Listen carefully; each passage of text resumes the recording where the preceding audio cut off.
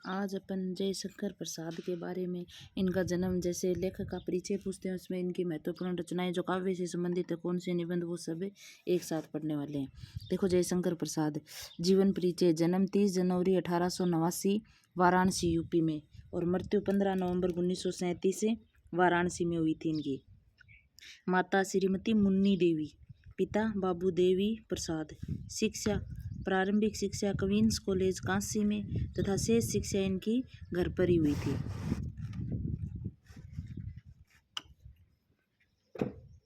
संस्कृत, हिंदी, फारसी भाषाओं का अध्ययन किया इसने। प्रारंभिक शिक्षक कौन थे इसके? मोहिनी लाल गुप्त। काव्य गुरु थे पंडित देवी प्रसाद शुक्ल। अब देखो, 9 वर्ष की उम्र में ही ब्रज भाषा में कलाधर नाम से एक सवैया रचा, रसमय सिद्ध को दिखाया। यानी एक सवैया रचा था 9 वर्ष की उम्र में इन्होंने। इनकी पहली कविता का नाम है सावक पंचक, जो 1906 में भारतेंदु पत्रिका में कलाधर नाम से प्रकाशित हुई थी। तो कलाधर किसका नाम है? कलाधर इसका प्रसाद जी का, जयशंकर प्रसाद जी का ही नाम है। आगे देखो, कामायनी के लिए इसको मंगला प्रसाद पारितोषिक मिला था। कामायनी 1935-36 इसका समय है, इसके लिए इसको मंगला प्रसाद पारितोषिक मिला था। आरंभिक रचनाएं ब्रज भाषा में, यानी प्रारंभिक जो रचनाएं रचते थे ये कौन सी भाषा में थी? इनकी सभी ब्रज भाषा में थी। अब देखो, इनका कर्तृत्व से संबंधित बातें। प्रेम पथिक, इंदु पत्रिका में तो 1909 में छपा, ब्रज भाषा में था ये। 1909 में तो ब्रज भाषा में, फिर 1914 में इसका द्वितीय संस्करण आया जो खड़ी बोली में था। फिर है करुणालय। करुणालय एक काव्य नाटक है, ये इंदु पत्रिका में 1913 में छपा, चित्रधारा में संकलित किया गया ये। फिर 1928 में दोनों कृतियों को, यानी इस प्रेम पथिक और करुणालय दोनों को कृतियों को स्वतंत्र रूप से प्रकाशित किया गया। आगे देखो, महाराणा का महत्व है। महाराणा का महत्व काव्य कृति है इसकी, और इंदु पत्रिका में 1914 में प्रकाशित हुई थी, और चित्रधार में प्रथम संस्करण में संकलित हुई थी। पहला संस्करण था चित्रधार का, उसमें थी, और 1928 में फिर स्वतंत्र रूप से इसका महाराणा का महत्व का प्रकाशन हुआ था। आगे देखो, काव्य कृति है इसकी। कानन कुसुम 1913 में, ब्रज भाषा में खड़ी बोली साथ में थी ये 1913 में तो, लेकिन 1918 में आई कानन कुसुमी जो केवल खड़ी बोली में थी। अब क्वेश्चन देखो, खड़ी बोली में प्रसाद जी का पहला कविता संग्रह कौन सा है? तो वो कानन कुसुम है, क्योंकि खड़ी बोली में पहला कानन कुसुम ही था। आगे देखो, फिर चित्रधार। चित्रधार कब है? 1918 में। मिश्रित भाषा थी 18 में तो, लेकिन 28 में ब्रज भाषा में था ये। आगे देखो, उर्वशी। उर्वशी 1909 में चंपू काव्य रचना है ये, चंपू काव्य नाटक है इनका 1909 में। तो ये क्रम वाइज लगाने के लिए इनको क्रम वाइज से ही लिखा है मैंने। झरना 1908 में। झरना का शीर्षक क्या था? प्रथम प्रभात था, और प्रथम छायावादी कविता कौन सी थी? झरना ही थी। तो प्रथम खड़ी बोली में प्रसाद का पहला कविता संग्रह तो कानन कुसुम था, और प्रथम छायावादी कविता झरना जो 1908 में थी। झरना 1927 में इसका दूसरा संस्करण आया था झरना का। आंसू 1925 में, लेकिन आंसू का दूसरा संस्करण 1933 में आया था। प्रलय की छाया 1925 में। लहर 1933 में, 33 भी आता है, कहीं कहीं 35 भी है।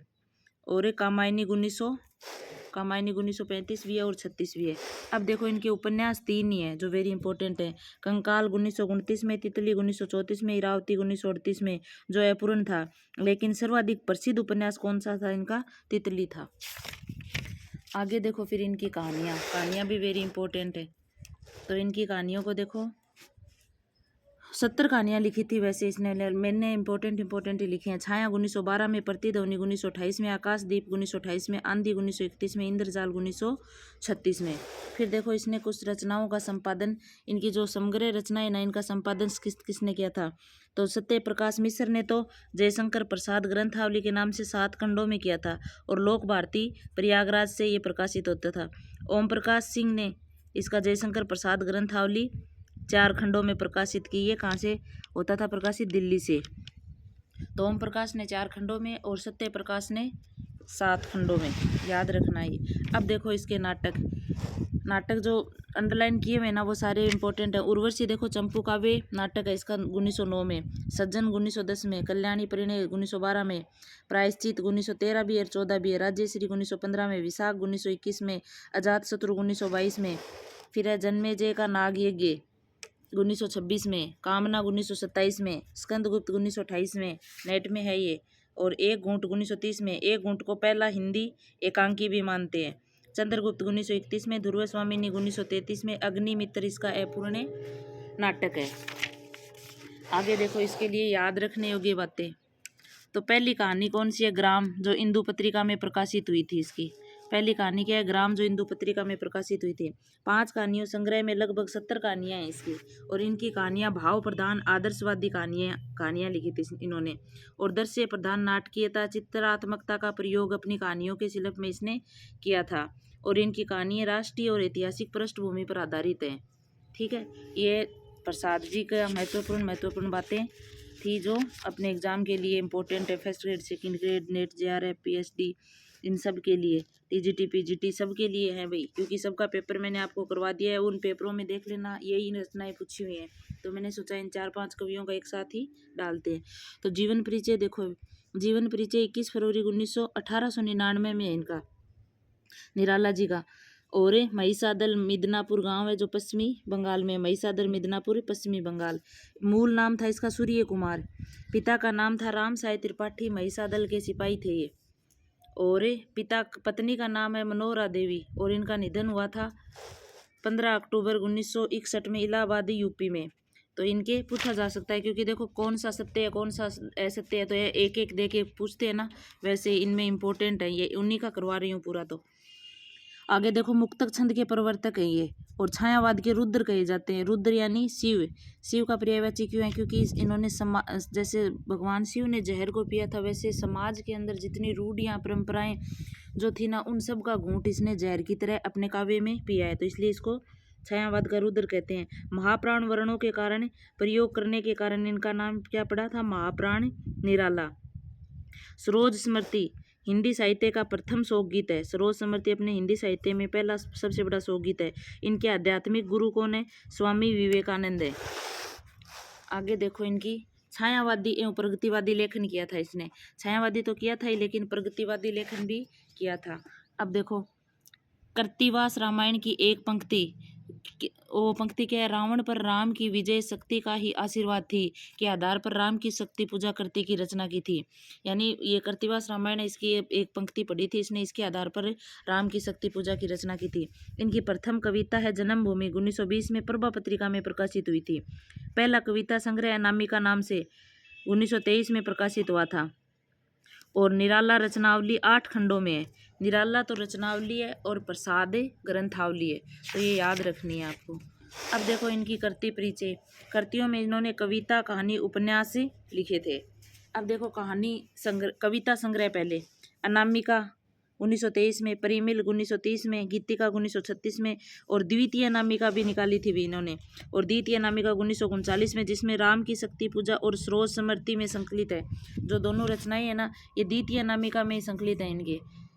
तो द्वितीय अनामिका कब है? 39 में। तो आप देखो, जिन रचनाओं का दो समय देखते हो ना, तो वो एक तो पहले निकल चुकी है, फिर उसका दूसरा संस्करण और निकला है, इसलिए दो ये आपको समय मिलता है इनका। अब देखो, कुकुरमुत्ता 1942 में, ये सरोज स्मृति अपने लगी हुई है नेट में, कुकुरमुत्ता भी है। अणिमा 1943 में, बेला और नए पत्ते दोनों ही 46 में। तो ऐसे याद रख लेना, बेल के नए पत्ते 46 में, बेल के नए पत्ते 46 में। अर्चना 1950 में, आराधना 1953 में। अर्चना किसी का नाम है, वो 50 में है, और आराधना 1953 में। ऐसे याद रख लेना, अर्चना और आराधना ये नाम ही होते हैं, तो ऐसे इन नामों के साथ याद कर लेना, कंफ्यूज नहीं हो तब। गीत गुंज 1954 में। अपरा नाम से इसने एक संचय किया था। और संदेह कांकली इसके मृत्यु उपरांत रचित कविता संग्रह। अब देखो, इनकी 4 लंबी कविताएं। क्वेश्चन ऐसे भी बन सकता है कि इसकी लंबी कविताएं कौन कौन सी हैं? तो राम की शक्ति पूजा है, सरोज स्मृति है, बादल राग है, और तुलसीदास है। ये इसकी लंबी कविताएं हैं। आगे देखो, इसके उपन्यास की इनके जो इम्पोर्टेंट है ना, वैसे तो बहुत सारे इम्पोर्टेंट के ही मैंने ये हाईलाइट किया हुआ है। तो अप्सरा 1931 में, अलका 1933 में, और निरुपमा 1936 में। ये इम्पोर्टेंट है, बाकी भी देख लो। प्रभावती 1936 में है। कल्ली भाट 1938-39 में। बिल्लेसुर बकरीहा 1942 में। चोट की पकड़ 1946 में। चमेली अपूर्ण है। इंदुलेख भी अपूर्ण है। काले कारनामे ये भी अपूर्ण है। ये इनके उपन्यास हैं। अब देखो कहानी संग्रह, कहानी संग्रह भी वेरी इंपॉर्टेंट है। एक तो इनका है कहानी संग्रह, देखो लिली 1934 में, सखी 1935 में, सुकुल की बीवी 1941 में, चतुरी चमार 1945 में। और जो ये चतुरी चमार 45 में, ये सखी संग्रह कहानियों का नाम से पुनर्प्रकाशन है। जो सखी संग्रह में कहानियां थी ना, इसको पुनः प्रकाशित किया गया 45 में। देखो 35 और 45 10 का अंतर, 10 साल बाद किया है। देवी 1948 में। आगे देखो फिर इनकी अनुदित कृतियाँ, यानी अनुवाद भी इन्होंने रचनाओं का किया था, वो कौन कौन सी हैं। अनुदित कृतियाँ हैं 16 कृतियाँ संस्कृत, बंगला, अवधी भाषाओं में खड़ी बोली में अनुदित है इनकी। दुर्गेश नंदिनी 1883 में है। बंकिम चंद्र चटर्जी कपाल कुंडला 1866 में। आनंदमठ 1882 में। श्री राम वचनामृत 3 खंडों में है ये।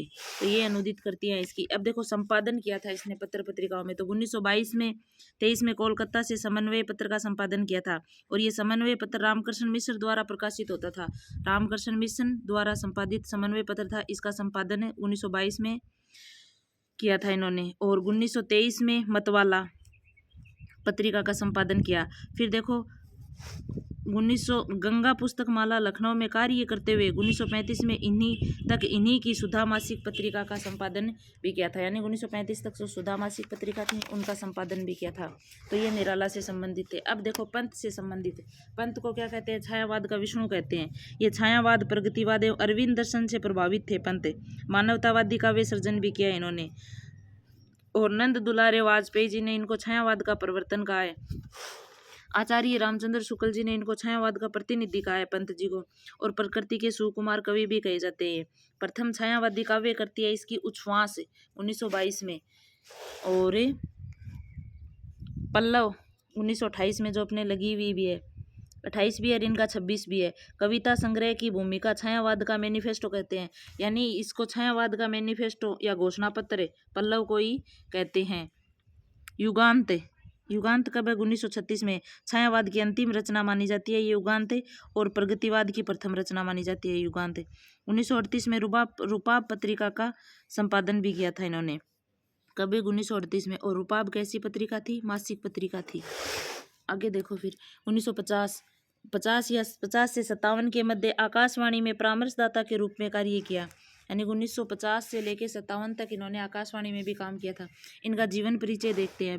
देखो जीवन परिचय, इसका जन्म हुआ था 20 मई 1900 में कौसाम्बी, अल्मोड़ा, उत्तराखंड में। मूल नाम था इनका गोसाई दत्त। 1910 में अल्मोड़ा में शिक्षा के दौरान स्वयं ने नाम परिवर्तन कर लिया था इन्होंने। माता इनकी सरस्वती देवी, पिता गंगादत्त पंत।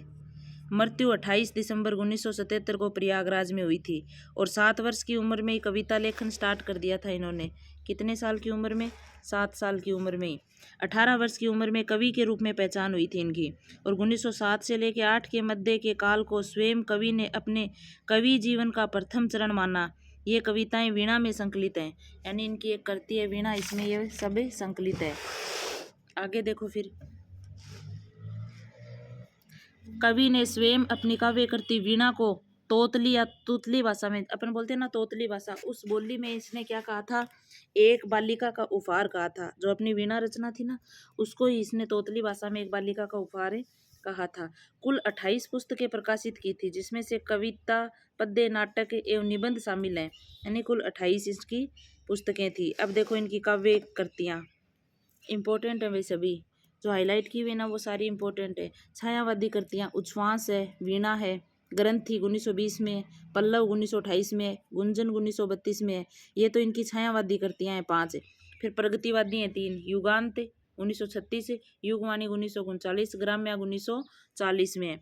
फिर देखो अरविंद दर्शन से प्रभावित रचनाएं, क्योंकि इसका प्रश्न ऐसे आता है कौन सी रचना प्रगतिवाद में शामिल है, कौन सी छायावाद में शामिल है, कौन सी अरविंद दर्शन से प्रभावित है, ऐसे भी प्रश्न आते हैं इनके। तो इसलिए अपन ने उसी वे में याद किया है सब। स्वर्ण किरण 1947 में, स्वर्ण धुली भी 1947 में, युगांत ये अरविंद दर्शन से प्रभावित है भाई। और युग पंथ है। और सौवर्ण रजत शिखर पर, ये भी इनके अरविंद दर्शन से प्रभावित है। अब देखो मानवतावादी कृतियाँ इनकी कौन कौन सी हैं। तो मानवतावादी में लोकायतन 1964 में है, चिदंबरा पतझर, रजत शिखर, पो फटने से पहले, कला और बूढ़ा चांद, अतिमा। तो ये लोकायतन, चिदंबरा, कला और बूढ़ा चांद वेरी इंपॉर्टेंट है और ये मानवतावादी दर्शन से संबंधित है, मानवतावादी कृतियां हैं इनकी। अब देखो अन्य कृतियां, तारापथ प्रतिनिधि कविताओं का संकलन है ये, ज्योत्सना एक रूपक है, मधु ज्वाल, उमर खयाब की रुबाइयों का हिंदी अनुवाद किया था मधु ज्वाल के नाम से, खादी के फूल बच्चन जी के साथ संयुक्त कविता है, वेरी इंपॉर्टेंट है भाई। खादी के फूल किसके साथ कविता की थी, रचित की थी इन्होंने? बच्चन जी के साथ। इनके पुरस्कार देखो, पुरस्कार भी बहुत महत्वपूर्ण है इनके। तो साहित्य अकादमी मिला था 1960 में, और इसकी जो मानवतावादी करती है ना, कला और बूढ़ा चांद, उस पर मिला था। इनको पद्म भूषण भी मिला है 1961 में, और ज्ञानपीठ भी मिला है 1968 में। जो चिदंबरा थी ना 1964 में रचित है, उसके ऊपर 1968 में साहित्य ये ज्ञानपीठ मिला था। और जो अपने हिंदी साहित्य का प्रथम ज्ञानपीठ माना जाता है, तो हिंदी साहित्य का प्रथम ज्ञानपीठ किसको मिला? पंत जी को मिला था। रचना कौन सी थी? चिदंबरा। और कब मिला? ये 1968 के अंदर मिला था, और रचना लिखी थी 64 में। अब देखो सोवियत लैंड नेहरू पुरस्कार भी मिला हुआ इसको, और इसकी ये महत्वपूर्ण करती है भाई, प्रथम रश्मि पंत की 1919 में प्रकाशित कविता है, वेरी इंपॉर्टेंट है ये। 1927 में पंत ने वीणा काव्य संग्रह में संकलित किया था इसको, यानी 1927 में वीणा में संकलित कर लिया था। आगे देखो फिर, सूर्य की पहली किरण से पृथ्वी पर आते ही प्रकृति एवं परिवेश में होने वाले परिवर्तन का मनोहारी चित्रण है। इस कविता में कवि ने प्रथम रश्मि से काल्पनिक संवादों के माध्यम से भावाभिव्यक्ति की है, यानी काल्पनिक जो संवाद होते हैं ना, उनसे अपने भावों को अभिव्यक्त किया है पंत जी ने। तो अब अपने आगे महादेवी वर्मा जी। महादेवी वर्मा छायावाद की कवियत्री है एकमात्र। अब देखो जीवन परिचय। जन्म हुआ था 1907 में फर्रुखाबाद यूपी में। इनका निधन कब हुआ? 1987 में इलाहाबाद यूपी में। पिता का नाम गोविंद प्रसाद वर्मा थे, माता हेमरानी देवी थी। शिक्षा प्रयाग विश्वविद्यालय से बीए एमए और एमए किया था इन्होंने संस्कृत में। आगे देखो कार्य क्षेत्र महिला विद्यापीठ प्रयाग में प्राचार्य रही थी। अब देखो इनका कृति परिचय। कवियत्री, संस्मरण भी लिखे, रेखा चित्र भी लिखे, निबंधकार भी लिखे। काव्य संग्रह निहार 1930 में, रश्मि 1932 में, नीरजा 1935 में और सादे गीत 1938 में। ये चारों के चारों यामा में संकलित हैं, और यामा पर 1982 में क्या मिला था? ज्ञानपीठ भी मिला था। और जो इनकी नीरजा रचना है ना, इनके ऊपर इनको शेक्सपियर पुरस्कार भी मिला था भाई। नीरजा के ऊपर कौन सा पुरस्कार मिला था? शेक्सपियर पुरस्कार मिला था। आगे देखो फिर इनकी दीप शिखा 42 में, यामा, अग्नि रेखा, ये इनकी काव्य कृतियां हैं। फिर देखो इनके रेखा चित्र और संस्मरण 4 है जो वेरी इंपॉर्टेंट है। अतीत के चलचित्र 1941 में, समृति की रेखाएं 1943 में, पथ के साथी, मेरा परिवार, ये इनके रेखा चित्र और संस्मरण है। निबंध संग्रह, निबंध भी वेरी इंपॉर्टेंट है, 2 तो आपको याद ही रखने हैं। श्रृंखला की कड़ियाँ 1942 में, और इस श्रृंखला की कड़ियाँ में क्या था? स्त्री विमर्श की प्रारंभिक कृति है ये, यानी स्त्री विमर्श पर अपने साहित्य की प्रारंभिक कृति इनका श्रृंखला की कड़ियाँ ही है। विवेचनात्मक गद्य लिखा इन्होंने, साहित्य की आस्था एवं अन्य निबंध लिखे, संकल्पिता लिखा, और क्षणदा वेरी इंपॉर्टेंट है, क्षणदा इनका निबंध संग्रह। अब देखो इनसे संबंधित महत्वपूर्ण बातें। आधुनिक युग की मीरा कहा जाता है, और शपथ पढ़ना अनुदित करती है। 1959 में प्रकाशित वैदिक, लौकिक एवं बौद्धिक साहित्य का काव्य अनुवाद है। चांद नामक पत्रिका का इन्होंने संपादन किया था। और 1943 में मंगला प्रसाद पारितोषिक भी मिला है इनको। एक तो देखो जयशंकर प्रसाद जी को मिला है कामायनी में मंगला प्रसाद, और एक है महादेवी वर्मा जी को मिला है। तो ये 2 मंगला प्रसाद मिले हैं, इन दोनों लेखकों का आपको याद रखना है। अब देखो 1956 में पद्म भूषण, 1988 में पद्म विभूषण, ये इनको मरणोपरांत मिला था। और सुभद्रा कुमारी चौहान के संपर्क से साहित्यिक जीवन प्रारंभ किया, यानी सुभद्रा कुमारी चौहान के संपर्क में आके इन्होंने अपना साहित्यिक जीवन प्रारंभ किया था। आगे देखो रेखा चित्र, संस्मरण जैसी गद्य की नवीन विधाओं एवं निबंध लेखन को साहित्यिक उत्कर्ष प्रदान किया। श्रृंखला की कड़ियाँ हिंदी साहित्य की स्त्री विमर्श की शुरुआत मानी जाती है, ये मैंने आपको पहले ही बता दिया है। निराला ने इन्हें हिंदी की विशाल मंदिर की सरस्वती कहा था। भाई निराला की ये धर्म की बहन थी महादेवी, तो इन्होंने इनको क्या बोला था कि हिंदी के विशाल मंदिर की सरस्वती। किसको कहा? महादेवी को। किसने कहा? निराला जी ने कहा। अब देखो महादेवी वर्मा के 2 मानस बंधु थे, यानी कौन कौन थे? पंत जी और निराला जी, इनके क्या थे? मानस बंधु, यानी मानस मतलब भाई थे ये। और हिंदी लेखकों की सहायतार्थ 1955 में हिंदी लेखकों की सहायता के लिए इन्होंने 1955 में इलाहाबाद में एक साहित्य संसद नामक संस्था की स्थापना भी की थी। साहित्य संसद का मुख्य पत्र था साहित्यकार, और इला चंद्र जोशी के सहयोग से साहित्यकार नामक पत्र का संपादन किया था इन्होंने। इसके सहयोग से किया था? इला चंद्र जोशी के सहयोग से। आगे देखो, भारत में महिला कवि सम्मेलनों की नींव रखी, यानी भारत के अंदर जो महिलाओं के लिए कवि सम्मेलन थे उनकी नींव महादेवी वर्मा के द्वारा ही रखी गई थी। 15 अप्रैल 1933 को सुभद्रा कुमारी चौहान की अध्यक्षता में पहला अखिल भारतवर्षीय महिला कवि सम्मेलन प्रयाग महिला विद्यापीठ में संपन्न करवाया था इन्होंने। बौद्ध दर्शन से प्रभावित कवियत्री है ये। और आधुनिक हिंदी साहित्य में रहस्यवाद की प्रवर्तिका, यानी आधुनिक हिंदी साहित्य में ये क्या है? रहस्यवाद की प्रवर्तिका है। प्रयाग में रंगवादी नाट्य संस्था की स्थापना भी की थी इन्होंने। और नैनीताल के निकट उम्मागढ़ नामक गांव में मीरा मंदिर नाम से बंगला बनवाया। इन्होंने एक बंगला बनवाया था जो मीरा मंदिर नाम से था, जो आज वर्तमान में क्या नाम है उसका? महादेवी साहित्य संग्रहालय के नाम से ये चल रहा है। किस नाम से? महादेवी साहित्य संग्रहालय के नाम से चल रहा है आज। इन्होंने जो बंगला बनवाया था ना मीरा मंदिर के नाम से, इनको आधुनिक युग की मीरा कहते हैं। आगे देखो, महिलाओं की शिक्षा एवं आर्थिक आत्मनिर्भरता के लिए अथक प्रयास किए इन्होंने। और डॉक्टर बच्चन सिंह ने महादेवी के गीतों की संख्या कितनी मानी है? 236 मानी है। और ये देखो, शुक्ल जी का एक स्टेटमेंट है इनके लिए, वेरी इंपॉर्टेंट है। छायावादी कहे जाने वाले कवियों में महादेवी जी रहस्यवाद के भीतर ही रही, यानी महादेवी जी रहस्यवाद से बाहर नहीं गई, ऐसा रामचंद्र शुक्ल जी मानते हैं। इस वेदना को लेकर उन्होंने हृदय की ऐसी अनुभूतियां सामने रखी जो लोकोत्तर हैं। कहाँ तक वे वास्तविक अनुभूतियां हैं और कहाँ तक अनुभूतियों की रमणीका कल्पना, ये नहीं कहा जा सकता। अब देखो, हिंदी साहित्य कोश भाग 2 में एक इनके बारे में स्टेटमेंट है जो वेरी इंपॉर्टेंट है। देखो इसको, महादेवी का समस्त काव्य वेदनामय है। यह वेदना लौकिक वेदना से भिन्न आध्यात्मिक जगत की है, जो उसी के लिए सहज संवेद्य हो सकती है। उसने उस अनुभूति क्षेत्र में प्रवेश किया, वैसे महादेवी इस वेदना को उस दुख की भी संज्ञा देती है जो सारे संसार को एक सूत्र में बांधे रखने की क्षमता रखती हो। आगे देखो फिर बच्चन सिंह का, ठीक है ना, बच्चन सिंह का स्टेटमेंट भी इंपॉर्टेंट है, शुक्ल जी वाला सबसे इंपॉर्टेंट है। देखो, ये मूलतः समाज द्वारा उत्पीड़ित नारी की अभिव्यक्ति है जो विद्रोह और आत्मदमन दोनों को छूती रहती है। उन्हें अंधेरे का अस्तित्व स्वीकार्य है। वे पदे पदे ज्योति की वर्षा नहीं करती चलती, पर अंधेरे से लड़ती चलती है। उनकी रचनाओं में अंधकार और धुंधले प्रकाश का द्वंद्व चलता रहता है। उनके एक और लोह श्रृंखलाएं किसको कहा गया है? सामाजिक बंधन और रूढ़ियों को कहा गया है। तो दूसरी ओर तोड़ डालने की व्याकुलता एक और, यानी इनके दूसरी ओर क्या है? वो उनको सबको तोड़ने की व्याकुलता भी है। सूची भेदे अंधकार है तो दूसरी ओर दीपक की नन्ही टिमटिमाती लो। एक और मृत्यु का वर्णन है तो दूसरी ओर जीवन की अमीट प्यास है। एक और विषाद है तो दूसरी ओर उसे मुक्ति पाने में योग है, बिखेरने की व्यवस्था है। उनकी जो काव्य यात्रा है ना, वो देखो, तमसो माँ ज्योतिर्गमय की ही यात्रा है। वह मृत्यु के पार जीवन से बेखबर नहीं है। फूल कांटे में खिलते हैं, जीवन दीप का बुझना निसृग है, यानी प्रकृति में सत्य है।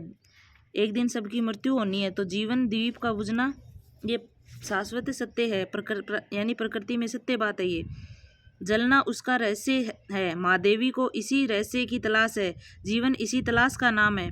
यामा अंधकार है और दीप शिखा प्रकाश की महिम लो। कहने का तात्पर्य है कि आरंभिक करती यामा है और अंतिम करती दीप शिखा। ये बात भी इंपॉर्टेंट है इसकी। आरंभिक करती तो कौन सी है?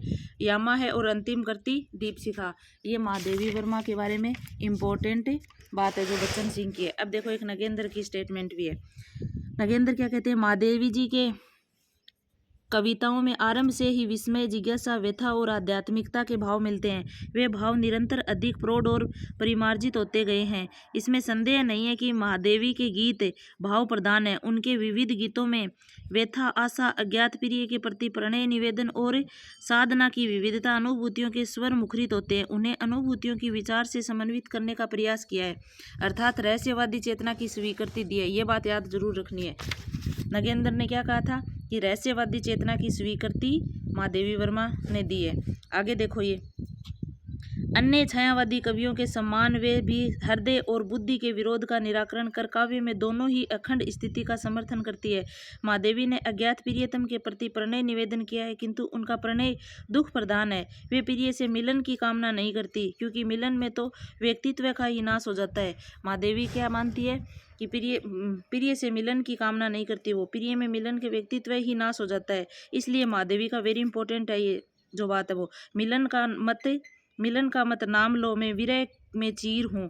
यानी मेरे सामने मिलन का मत नाम लो, मैं विरह में ही चीर हूँ, क्योंकि विरह के अंदर इंसान के गुण विकसित होते हैं। इसलिए ये कहती है कि मैं मिलन का मत नाम लो, मैं विरह की चीर हूँ। ये स्टेटमेंट किसका है? महादेवी वर्मा का है। और ये अपने छायावाद के सभी कवि कंप्लीट होते हैं, तो ये सभी याद रखने हैं आपको।